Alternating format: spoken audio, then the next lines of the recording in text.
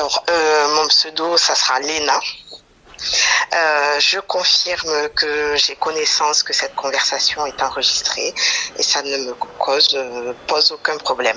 Voilà. Léna, cette étude de cas, tu en bénéficies gratuitement. Et je t'en remercie vivement. Alors, vas-y Léna, je t'écoute. Alors, donc, je me suis permise de te solliciter effectivement dans ce contexte-là.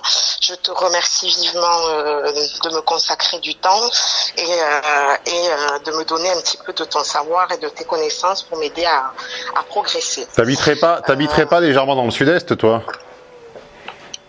Je suis née et j'ai grandi dans le sud-ouest, oui. Ah, ouest.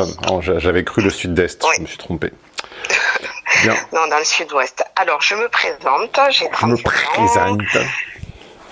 Pardon, je vais me moquer de ton accent tout du long, hein. C'est la contrepartie pour bénéficier d'une étude de cas gratuite, c'est que tu vas subir les moqueries. Non, mais j'ai l'habitude.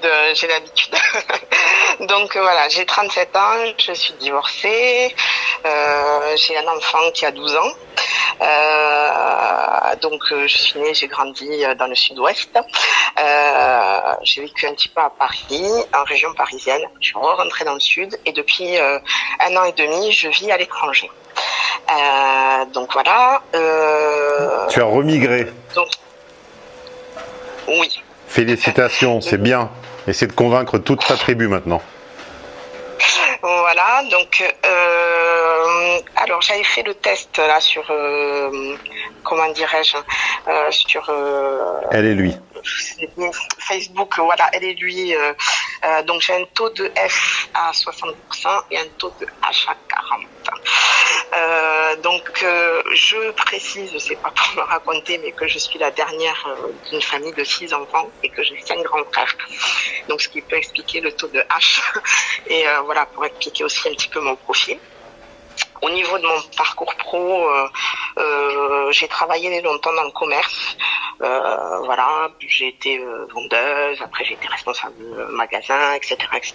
Et ensuite, quand j'ai pris la décision de devenir maman, pour des questions de logistique, j'ai choisi de travailler dans l'administration, ce qui m'a vite gonflé. Et depuis 4 ans, j'ai choisi de travailler en freelance en tant qu'assistante de direction, assistante administrative. Et donc, je suis à mon propre compte et donc voilà. Et je travaille donc depuis la maison. Donc pour t'as arrêté de pousser des cartons de vêtements, tu pousses des papiers, quoi. Voilà. Donc voilà, et je travaille de la maison et j'ai l'habitude, mais c'est vrai qu'en ce moment c'était un petit peu creux et là c'est encore plus creux. Donc voilà, mais voilà, je suis contente de mon choix et je m'épanouis dans ce choix. D'accord, on est ravis, mais quel est ton problème en fait? Alors, mon problème, c'est un problème d'ordre sentimental et relationnel. Comment tu as découvert mon travail? Pardonne-moi, entre parenthèses, je te le demande maintenant, comme ça sera fait. Comment m'as-tu découvert? Sur YouTube. Via YouTube. Voilà, mais ça fait un petit moment que je te suis parce que je travaille plus d'administration depuis 2016 et après j'ai eu un accident, j'ai été opérée à l'IT, donc forcément j'ai passé longtemps à regarder des vidéos, etc. Donc c'était sur YouTube, une suggestion et voilà. Donc ma question est la suivante: suis-je condamnée à rester seule? Dois-je et comment changer ou du moins évoluer pour pouvoir arriver à avoir un amoureux et être heureuse? Voilà. Alors là, il y a une étape que... Alors voilà, là, c'est ce que je reproche parfois dans les récits, c'est qu'on va s'appesantir sur des hypothèses explicatives d'ordre psychologique, c'est-à-dire j'estime en accord avec moi-même que mon taux de H vient du fait que j'ai eu 6 frères et sœurs, ou 5 frères. Par contre, on saute la seule chose importante qui est pourquoi une femme qui manifestement a déjà fondé un foyer, a déjà fait un enfant, s'est déjà mariée, etc., pourquoi cette question sur le célibat, la solitude, il y a un étage de la fusée qui manque là. Ah non, bien sûr, je vais te faire l'historique. Donc, je te pose la question parce que tu m'as dit quel est mon problème. Donc, je t'ai fait la question et la problématique. Maintenant, je vais te faire l'historique. Donc, comme je sais... alors, mon adolescence, j'ai une relation très longue. Non, on ne veut pas, chérie, on veut pas ton adolescence. Oui, je te fais l'historique. Non, voilà, mais non, mais tu ne nous le fais pas parce que je ne le veux pas. Non, non, allô, ça m'intéresse pas l'historique, c'est pas comme ça que je travaille. Ensuite. Allô. Allô. Oui, donc je continue. Non. Ensuite, Allô. Allô. Oui. Oui. Tu m'entends? Oui, je te dis ensuite j'ai été Non, mariée. non, non, non. Je te demande de ne pas faire l'historique. Alors, qu'est-ce que tu veux, comment tu veux que je m'y prenne si ça ne te convient pas, pour pouvoir me comprendre?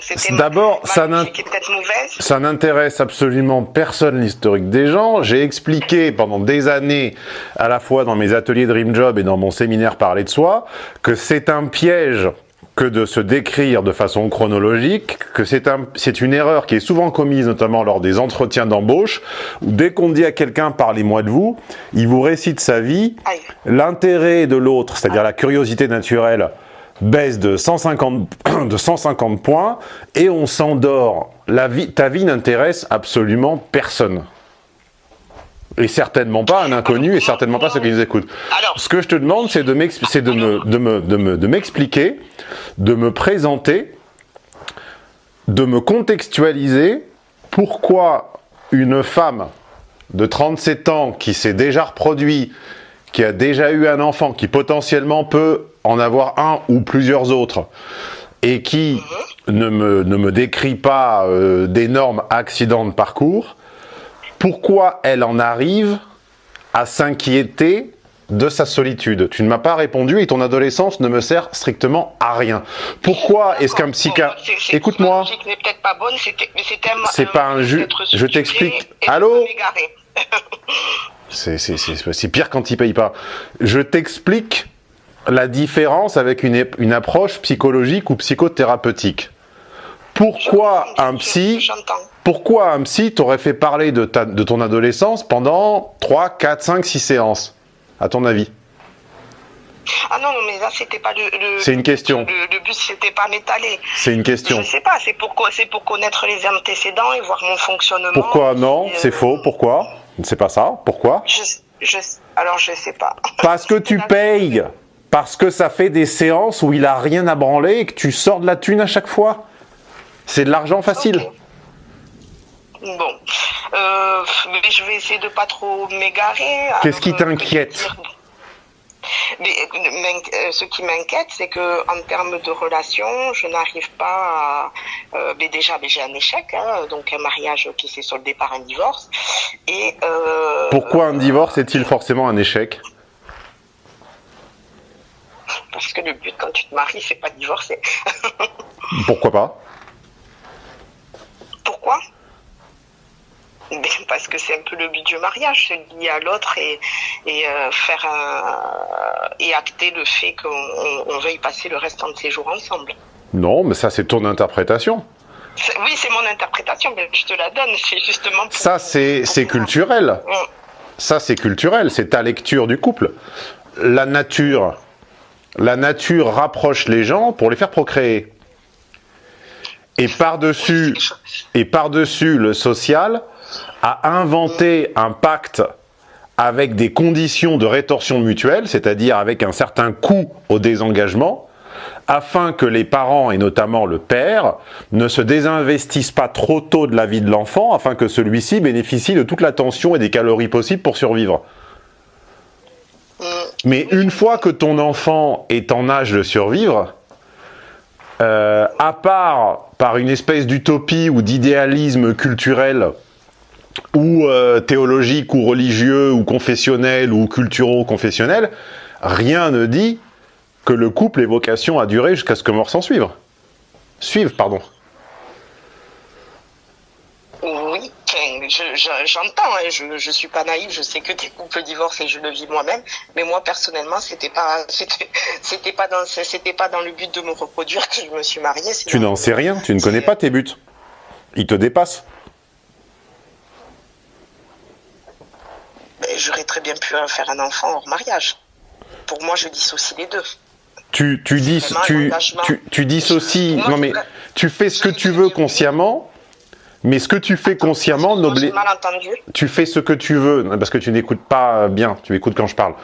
Tu fais ce que tu veux consciemment, mais ce que tu fais consciemment n'oblitère pas ce que tu fais inconsciemment. C'est pas parce qu'il y a une couche de ton raisonnement qui est accessible à ta perception que tout est accessible à ta perception. Moi, j'ai l'impression de me diriger, de me gouverner.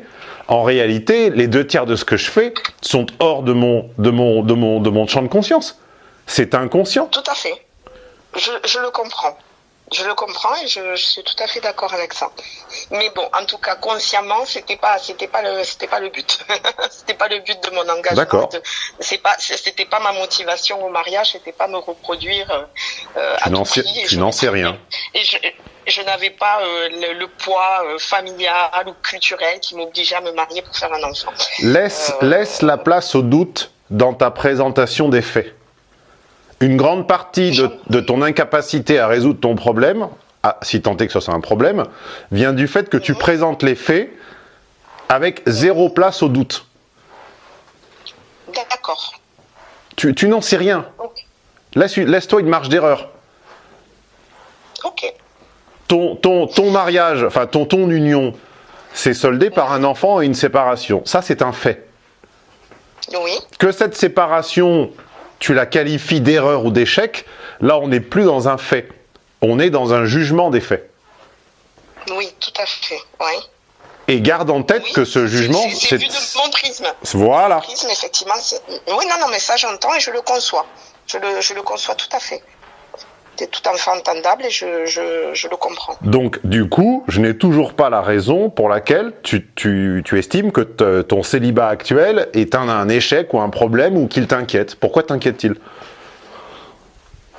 Mais parce que je vois ma manière de fonctionner, je vois mon relationnel aux hommes et j'ai l'impression qu'il y a une problématique vu que mes couples ne durent pas. Tes couples ne durent pas alors ? Il a duré combien de temps celui-ci ? Mon mariage ? Oui, celui avec le père de l'enfant. 13 ans, bon, moi j'appelle pas ça ne pas durer, c'est pas mal 13 ans. Et les autres alors ? Ensuite, je suis restée 1 an avec une personne et là je suis avec quelqu'un depuis 6 mois. Et je comprends pas, qu'est-ce qui ne dure pas ? Ce sont des moyennes à l'époque contemporaine, c'est parfaitement normal. Enfin, c'est même assez long d'ailleurs. Oui, mais comme peut-être du prisme de la société actuelle et peut-être un fonctionnement, mais moi personnellement j'ai besoin de stabilité et je n'aime pas mettre autant d'énergie dans des relations amoureuses. Enfin, énergie dans mon couple, oui, mais encore une fois, repartir sur une histoire, présenter à mon fils... voilà. Là, on touche à quelque chose. Il y a... Je pense que tu as sous-estimé l'importance de l'enfant dans cette histoire. Alors, qu'est-ce qui se passe Comment... Qu'est-ce qui se joue autour du gamin, là ? Mais qu'est-ce qui se joue j'ai pas envie que ce soit un défilé non plus. Bien sûr, il sait que sa mère est divorcée, c'est tout à fait normal que je fréquente quelqu'un, que je refasse ma vie. Forcément, peut-être que je peux, ça peut se solder par une séparation. Ça, y a pas de souci avec ça. Mais j'ai pas envie que ça se répète des dizaines et des dizaines de fois. Mais voilà. On n'en est pas à cette extrémité-là, et qui plus est, moi je ne comprends pas pourquoi tu nous dis que tu souffres de n'avoir personne, alors qu'en réalité tu nous dis 20 minutes plus tard que tu avais avec quelqu'un. Il sort d'où celui-là ? Non, je te dis que je ne souhaite. Aujourd'hui, je suis dans un couple. Je sens que ma relation est très fragile. Mon couple est très fragile. Ça veut dire quoi ? Et je n'ai pas. En langage mécanique, logique, pragmatique, ça veut dire quoi ? Qui est prêt à se barrer et pourquoi ? Je pense que ça peut être moi. Pour quel motif ? Pour motif. Alors, je vais dire qu'on a une feuille de route un peu similaire, mais au niveau caractère. concrètement, une anecdote. Je pense que une anecdote, une anecdote. Mais voilà, par exemple, là on s'est disputé, on s'est pas disputé justement. Il ne m'a pas donné des nouvelles depuis 3 jours et c'est pas arrivé depuis le début de notre relation. Il était venu boire un café à la maison, j'étais en nuit dans ma chambre et lui était dans le salon. Donc je termine ma conversation et quand je termine ma conversation, je retourne dans le salon. Et là, je le vois complètement énervé. Oui, c'était pas dispo, je sais pas quoi, et qui part en claquant la porte. J'ai pas très bien compris pourquoi, en sachant que j'ai juste conclu ma conversation en disant que je recevais mon chéri et que voilà, je mettais fin à ma conversation. J'ai pas passé 3 plombes au téléphone. Et je pense que c'est parce que je ne me suis pas rendue toute dispo, toute voilà, et que il l'a mal pris. Il a besoin d'énormément d'attention, d'énormément que je ne suis peut-être pas en capacité de lui donner. Voilà. Énormément, c'est encore une fois un jugement de valeur. Tu me sembles ne voir un peu que le sommet de l'iceberg. L'immense majorité des gens ne pètent pas un câble sans raison. Ça, c'est une interprétation toujours partielle. Ah, mon ex pétait des câbles sans raison, mon compagnon devient violent. Non. À part des cas pathologiques qui sont finalement rarissimes, l'immense majorité des gens ne pètent pas un câble sans raison. C'est l'accumulation et la tension d'un élastique qui casse. D'accord. En tout cas, j'ai pas compris d'où venait son agacement. Voilà. Oui, c'est ça ton problème, c'est que tu n'as pas compris. Voilà. Moi, ça me rappelle d'innombrables, et dites-le en commentaire, pardon, si c'est également votre cas, ça me rappelle d'innombrables fois où j'avais expliqué dans tous les sens, et pourtant Dieu sait que quand même, si moi je ne sais pas expliquer un problème relationnel, je vois pas qui peut l'expliquer. En français dans le texte, et par écrit et par oral, j'avais expliqué les motifs de mon agacement à ma meuf, et où, après la séparation, elle allait répandre dans tout Paris qu'elle ne savait pas pourquoi j'étais parti. Alors que je lui avais dit, crié, murmuré et écrit. Et que je suis quand même Stéphane Edouard. Donc je pense quand même savoir que je pense savoir m'exprimer à peu près clairement sur ces sujets. Et elle disait partout qu'elle n'était pas au courant, qu'elle n'avait pas compris. Donc, de 2 choses l'une, soit tu fais preuve d'une cécité partielle et en réalité, tu n'as pas envie de comprendre ce qui l'agace chez toi parce que ça te renvoie à une fragilité que tu n'as pas envie d'entendre. Soit, hypothèse la plus probable, tu l'apprécies, mais enfin, c'est pas complètement ta tasse de thé et t'en es pas folle dingue, voilà. Et ça te dérangerait pas plus que ça qu'il se barre. Il ne se barre pas parce que tu n'as tout simplement pas envie, comme tu le dis, de te retrouver confronté à faire tourner manège devant ton fils. Voilà. Pour moi, ça c'est l'hypothèse la plus probable. D'accord. Bon, bah écoute. Mais personne ne pète un câble sans raison. Faut arrêter avec cette prétendue irascibilité des gens. Personne n'est il y a des gens irascibles, mais qui sont ultra minoritaires. Dites-vous bien que dans l'immense majorité, j'ai pas fini. Tu me coupes tout le temps la parole, tu vois. Par exemple, si pour un homme, enfin, j'imagine que ça doit lui casser les couilles également, par exemple. Donc, j'ai pas fini. En plus, je te prends gratuitement. Tu m'écoutes même pas. Ce qui n'est pas payé n'a pas de valeur. Voilà. Donc, je t'explique que l'irascibilité est toujours très souvent une hypothèse erronée, que les gens réellement irascibles sont très rares. C'est un petit peu comme la jambe courte, c'est la théorie de la jambe courte. Pendant des années, on a mis aux ados qui avaient des problèmes de dos, on leur a collé des semelles de hauteurs différentes chez des podologues qui facturaient ça très cher, en disant le pauvre il a une jambe plus courte que l'autre, c'est pour ça qu'il a mal au dos. Et en fait, l'immense majorité des gens n'ont pas une jambe plus courte que l'autre, ils ont simplement, par manque de souplesse, ou par stress, ou parce qu'on respire mal, on a le bassin, on a les sacro-iliaques, le sacrum, les iliaques et les sacro-iliaques qui ne sont pas alignés, et donc ça donne l'impression d'une jambe plus courte et on compense. En réalité, il faut arrêter ces conneries, c'est pire que le mal. C'est la même chose avec l'irascibilité. il y a peut-être 1 pour 1000 ou 1% ou 2% ou 3% des gens qui sont fondamentalement irascibles. L'immense majorité ne le sont pas. Et leur colère, comme la mienne par exemple, vient progressivement, par répétition pendant des semaines, des mois ou des années, de la cause de l'énervement. Et en général, celui qui le crée ou la crée, on lui a dit, répété et écrit dans tous les sens ce qui est gavant chez lui, mais simplement, il est dans l'incapacité de le changer. Et après, il va crier sur tous les toits qu'il ne sait pas ou qu'il ne comprend pas. Donc, soit tu creuses la raison pour laquelle monsieur a claqué la porte et ne te parle pas depuis 3 jours, ce qui serait, on va dire, une analyse de niveau 1, soit on va à l'analyse de niveau 2, et moi je pense que fondamentalement, tu ne crains pas tant que ça le départ de cet homme, et que fondamentalement, il n'est pas très important, et que tu n'y tiens pas tant que ça.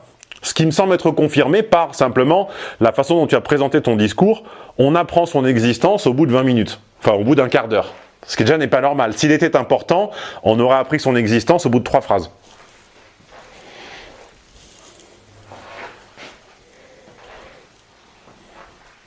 Il y a quelqu'un ? Tu peux parler là ? Oui, je suis là. J'attendais ton aval avant de pouvoir répondre. Mais c'est pas une question d'aval, ça s'appelle de la conversation. Il n'y a pas à laisser 1 minute de blanc derrière, mais il n'y a pas non plus à parler par-dessus l'autre. Hein. Il y a un juste milieu. J'entends. Bon, ben écoute, ok, j'entends ce que tu me dis. Il est important pour moi, j'ai de l'affection pour lui et je peux même dire que j'en suis amoureuse et ça, c'est des sentiments que je n'avais pas ressentis depuis longtemps. Si je ne l'ai pas présenté en premier, comme je t'ai dit, c'est parce que ma vision de te présenter les choses était sûrement erronée. J'étais partie sur structurer mon récit de manière chronologique à tort, et je l'ai compris. Il n'a pas pour tempérament de se mettre en colère ou autre. Peut-être effectivement il y a quelque chose qui l'agace. Voilà. Il ne m'en a pas fait part. De manière explicite, il ne m'en a pas fait part. Je ne pense pas que mon comportement ait été inadapté lorsqu'il est arrivé chez moi. J'ai été accueillante, souriante et j'ai pris congé gentiment en disant je reviens tout de suite. C'est pas possible. Une personne qui n'est pas colérique ne pète pas un câble et ne disparaît pas 3 jours sans raison. T'as loupé un étage, t'as loupé un épisode. Oui, j'ai dû louper quelque chose, tout à fait. J'ai dû louper quelque chose. Les gens ne sont jamais irrationnels. Il y a toujours une explication logique. Ouais. En tout cas, c'est le postulat que vous devez adopter quand vous partez à la recherche de l'explication du comportement de quelqu'un. Toujours. N'abdiquez pas. Il y a une explication logique.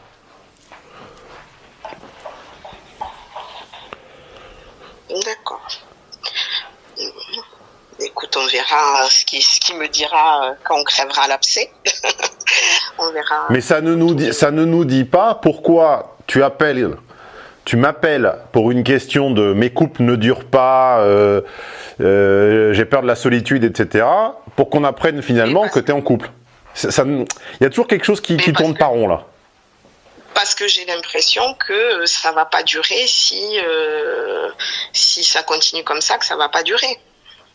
C'est parce que je ne vais pas accepter ce genre de choses, parce que... manifestement, c'est lui qui a pas accepté, c'est lui qui est parti là. Voilà. Ou lui ou moi, mais bon, je pense ne pas trop m'avancer en disant qu'il ne me quittera pas, parce que les hommes quittent rarement. Ah bon, tiens, moi j'ai quitté dans 95% des cas. Oui, mais tu as un profil particulier, tu as une intelligence émotionnelle, comme tu as dit, tu exprimes clairement tes besoins, ou quand il y a une problématique, tu débriefes avec ta conjointe, ce que peu d'hommes font. Beaucoup d'hommes sont dans le non-dit, dans le silence. je sais aujourd'hui, mon ex-mari, il y a beaucoup de son attitude que je n'ai pas compris, qui n'a pas été capable de verbaliser, et je le vois autour de moi. Énormément d'hommes ont du mal à exprimer le pourquoi de leur insatisfaction dans le couple.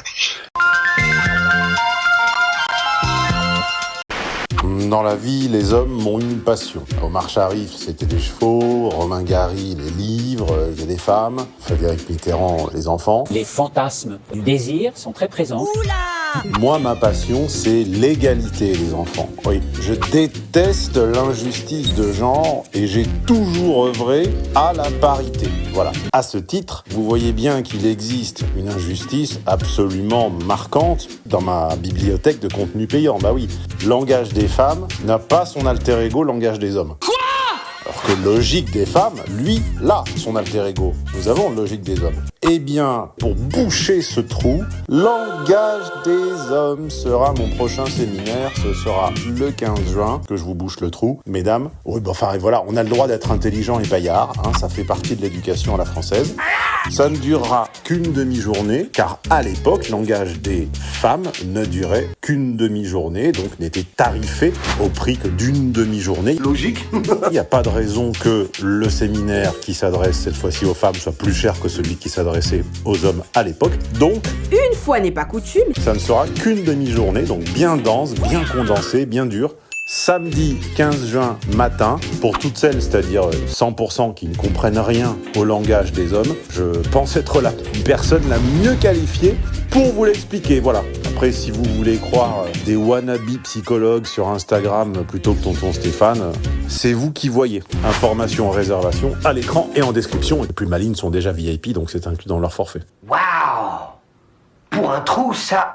Je vais me permettre d'ajouter un détail parce que tu as raison sur la forme, mais je trouve pas sur le fond. Il est vrai que statistiquement, si on veut faire de la sociologie quantitative, dans les couples hommes-femmes, hétéros, à l'ancienne, ce sont les femmes qui réclament plus souvent le divorce, c'est vrai, mais pour autant, ce sont les hommes qui se désintéressent le plus vite. Donc ce sont les femmes qui vont formaliser la désunion, mais les hommes ne restent pas amourachés en réalité très longtemps. Simplement, ils trouvent des dérivatifs. Ils vont pas forcément demander le divorce. Ils vont soit s'adonner à un hobby qui n'est plus du tout leur compagne, soit ils vont s'adonner à d'autres relations, donc ce qui s'appelle l'adultère ou la polygamie, ou les couples ouverts, mais généralement ça va être fait totalement en silence dans le non-dit, et ils ne vont demander le divorce qu'en dernière instance. Mais ça n'est pas tout à fait vrai de dire que c'est même très partiellement faux, très grandement faux, de dire que les hommes restent comme ça, comme des toutous. Ça, c'est une chose. Et par rapport au tien, là, dans le fait que tu sois certaine d'être celle qui a le niveau d'intérêt le plus faible, il y a quelque chose à creuser que tu ne nous dis pas non plus. Pourquoi tu choisis un homme ? Pourquoi tu choisis une relation dans laquelle tu es celle qui a le niveau d'intérêt le plus faible ? C'est pas féminin, c'est pas AF ça.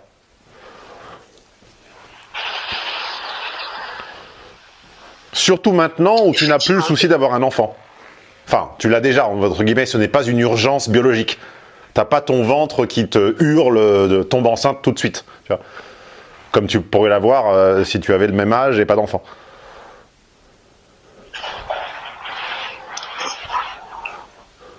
Effectivement. C'est un choix stratégique. Hein. De toute façon, dans la vie, il y a deux solutions. C'est soit on prend le risque de la passion et on prend le risque d'investir avec quelqu'un envers qui on nourrit un intérêt supérieur, puisque les deux amants ne sont jamais au même niveau d'intérêt. Sinon, si on n'a pas compris ça, on n'a rien compris. Donc, si on commence en ayant le niveau d'intérêt le plus grand, ça veut dire qu'on va subir les joies et les affres de la passion. Soit on commence avec quelqu'un avec qui on a un niveau d'intérêt plus petit, et le risque, c'est pas les affres de la passion, le risque, c'est tout simplement l'ennui. Voilà. Pourquoi tu choisis quelqu'un qui t'aime plus que le contraire, et avec qui tu risques très vite de tomber dans l'ennui ?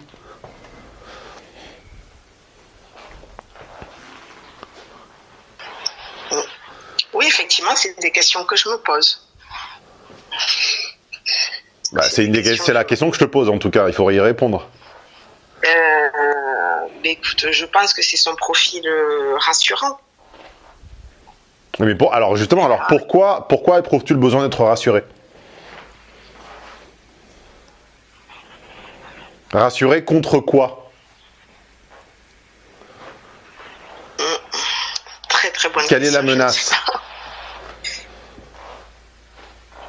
La menace, c'est quoi? C'est d'être à la rue? C'est d'être trompé? Ah non, non. Bah oui, mais je balance comme ça des idées, des exemples de réponses au hasard. Je t'aide à chercher. Quelle est la menace? Qu'est-ce que tu risques? Qu'est-ce que tu crains?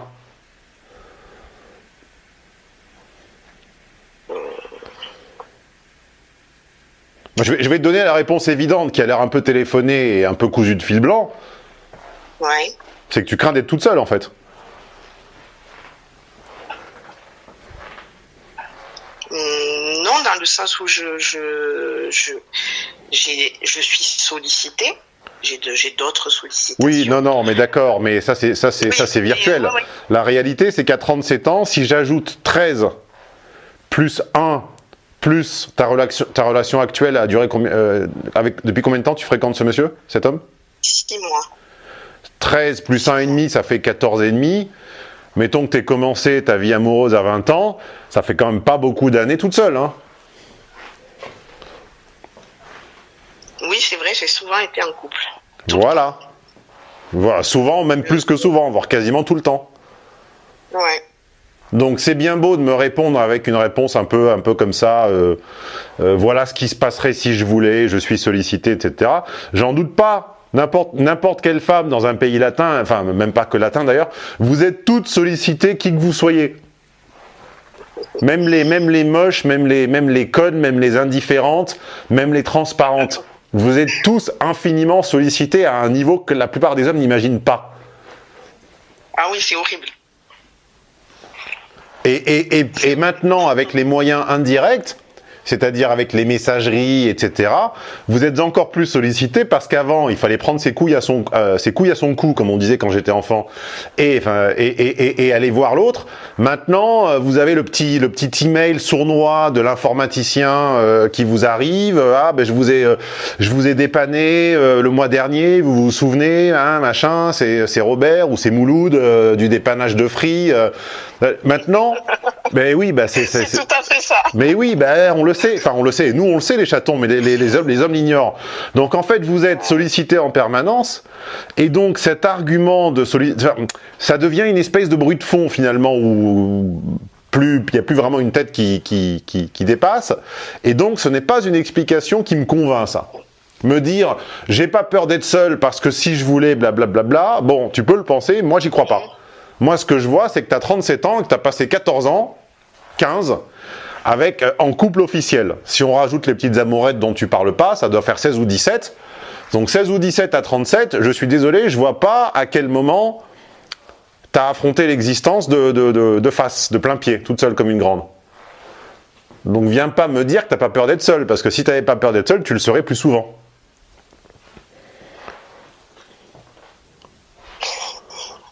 Par les faits, les faits démentent tes paroles, très chère. Oui, bon, après, j'entends ce que tu dis, hein, je ne le conteste pas, hein, mais j'ai affronté... Bah, c'est un fait. C'est des additions de chiffres, c'est des additions à deux chiffres, donc c'est difficile de le contester. Et je ne sais pas si ça sera entendable, mais effectivement, après mon divorce, après ma séparation de mon époux, j'ai vécu seule, j'ai pris mon gamin sous le bras, j'ai recommencé ma vie, pris une maison, changé de job, changé de continent. Enfin voilà, j'ai affronté la vie seule, mais effectivement... Seul, non, je suis désolé. On ne peut pas avoir passé 15 ans en couple à 37 ans et dire qu'on a été seul souvent, c'est pas possible. Non, je dis pas souvent, mais je veux dire dans le fait d'affronter ce que c'est la vie seule, même si c'est dans un laps de temps très court, j'ai quand même pris mon fils sous le bras et je suis partie à l'autre bout du monde sans personne et sans aide de personne, que ce soit matérielle, financière, logistique ou autre. Donc... à l'autre bout du monde, excuse-moi, t'es parti dans un pays dont tu parles pas la langue, etc., ou t'es reparti chez toi? Non, c'est pas chez moi, c'est pas mon pays d'origine. C'est un pays totalement... Non, c'est francophone. Voilà, bon, déjà, t'en parles la langue, donc c'est pas non plus complètement l'autre. Bon, moi, je suis arrivé en Italie, je parlais pas la langue, je connaissais personne. Oui. Et en plus de ça, si je prends la femme que je connais le mieux, c'est-à-dire ma mère, quand elle s'est séparée de mon père, c'est-à-dire en 83 ou 84, quelque chose comme ça, parce que j'avais 6 ans, 84, je peux te dire que là, elle était vraiment seule. Et pendant un temps significatif. Donc toi, t'as été seul 3 à 6 mois, enfin, si on compte bien, quoi, 1 an maximum. Donc, 1 an ou 2, oui, mais moi je te parle de 20 ans. Donc, tu me sembles réfuter ton allergie à... Tu me sembles réfuter le fait que tu as une vraie allergie et une vraie peur de l'autonomie, et tu masques ça derrière des histoires de couple, mais... J'entends ce que tu dis, mais si tu veux, en oubliant ma partie mariage, c'est-à-dire je ne dépends pas de lui financièrement, j'ai mon appartement, je gère ma vie pro, c'est vraiment purement, aujourd'hui j'ai vraiment une relation qui est purement sentimentale en termes de logistique. Il va pas chercher mon gamin à l'école, il va pas, enfin, vraiment Mais alors qu'est-ce qu'il t'apporte? Alors qu'est-ce qu'il fait là? Ce qui m'apporte, on passe des moments ensemble, de bons moments ensemble, mais c'est des moments de couple, c'est-à-dire voilà, sortie, dîner, voilà. Mais je peux pas dire qu'il fait partie de mon quotidien en tant que mère de famille, en tant que voilà, on ne vit pas ensemble, donc voilà. Mais c'est quoi le projet? Vous partagez une feuille de route, mais elle est où? C'est quoi la feuille de route? Non, c'est-à-dire que les projets, je pense qu'on a une vision commune de feuille de route. Pour l'instant, on n'a pas fait de mise en commun. Même s'il me l'a proposé au niveau professionnel, de mettre notre feuille de route en commun. Je ne sais pas si vous le sentez, les chatons, mais moi, je sens gros comme une maison que tu trompes l'ennui avec cet homme-là. D'accord. Après, pour moi, je me dis que c'est un peu frais pour pouvoir... Le rosé, ça se boit bien frais, sinon c'est dégueulasse. Que c'est un peu frais parce que comme tu l'as dit dès le départ, comme j'ai dit dès le départ, je suis maman. Donc, je prends quelques précautions avant de lier ma feuille de route à un autre. Donc, ce que j'ai fait à tort à ma relation précédente. Pour moi, tu masques derrière une espèce de réflexion philosophico-existentielle le simple fait que tu as fait un choix dont t'es pas, que ton subconscient, que ton inconscient ou que ton paraconscient, peu importe comment on l'appelle, réfute. Il y a quelque chose qui va pas avec cet homme-là, je sais pas ce que c'est. Il a l'air d'être bien brave, mais tu sens inconsciemment que ce choix est foireux et tu abrites tout ça derrière une grande méditation. Quand on aime quelqu'un, il n'y a pas de méditation. Mais j'ai des peurs, j'ai peur de l'échec. Non, mais j'y crois pas. Ça c'est même toi, c'est des mots qu'on prononce sans savoir ni pourquoi on les dit ni à qui. C'est de la psychologie de comptoir, ça. J'ai peur de l'engagement, il a peur de l'engagement, on dirait ce que je devais réciter pour M6, là. Ah, ils ont peur de l'engagement, j'arrêtais pas de dire, mais c'est des conneries, ils ont pas du tout peur de l'engagement, simplement, c'est l'autre qui leur plaît pas ou qui est pas au niveau. Non, mais il faut dire qu'ils ont peur de l'engagement, bon, d'accord. Non, mais ça c'est du charabia, ça. Non, je pense qu'on est prêts tous les deux. On est tous les deux divorcés. Voilà, on est tous les deux parents. Je pense qu'il y a un choix conscient qui est fait du profil l'un de l'autre. Oui, conscient. Tu viens de le dire. Oui. Conscient. Oui. Il y a un choix conscient. Eh bien, il y a des critères de sélection à l'entrée. Voilà. Il y a un choix conscient. Mais si ce choix est aussi conscient, ça veut dire qu'il se fait par alternative, par opposition victorieuse à d'autres options.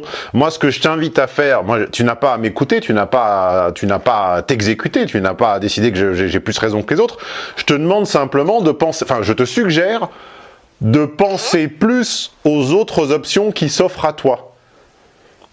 On sent quelqu'un qui est en train de miser sur une crypto, sur une action, sur un actif, avec toute son intuition qui lui dit « Ah, fais peut-être pas ça ». Ah oui, c'est tout à fait ça. Ah ben merci de le confirmer, on a mis 39 minutes à y arriver à cette conclusion. Réécoutez la conversation au début, et vous verrez que, objectivement, en vous départissant de tout préjugé, vous verrez que ça n'était pas du tout la façon dont tu me présentais cette personne il y a 3 quarts d'heure. Pas du tout.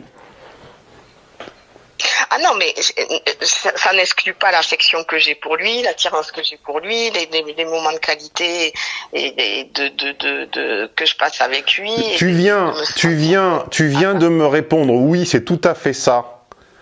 À ma proposition, tu mises sur le mauvais cheval.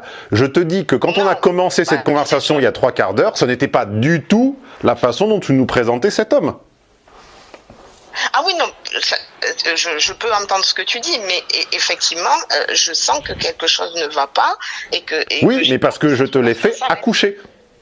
Je t'ai fait accoucher de cette sensation. Réécoute la conversation, au début, tu nous disais absolument pas ça. D'accord. Non, bien sûr que je vais la réécouter. C'est dans le but de comprendre et de pouvoir... Tu as 2 panneaux de direction contradictoires. T'en as un de la raison et un du ventre. Comme disait Cochet, il faut penser ses sensations. Et t'en as un qui te dit vos 10 prochaines années, pour rejoindre vos 10 prochaines années, prenez la 6 et sortez à la bretelle numéro 3. Et t'en as un autre qui dit prenez la 8 et sortez à la bretelle numéro 2. Et toi, t'es au milieu. Tout à fait.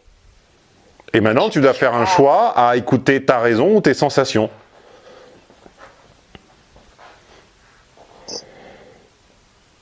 Et dans l'immense majorité des cas, tu sais très bien, des deux, qui a raison. D'abord, il faut que les deux s'asseyent à la même table. Il faut qu'ils soient en mesure de discuter, ce qu'on appelle penser ses sensations. Il faut que tu comprennes, avec ton cerveau, pourquoi tu ressens ça, et il faut que tu ressentes ce que tu as compris. Et après, il faut que tu arrives à donner, à prendre un parti. Choisir, c'est abandonner. Il faut que tu arrives à abandonner une option. Le problème des femmes, c'est que vous ne choisissez pas parce que ça vous dérange d'abandonner.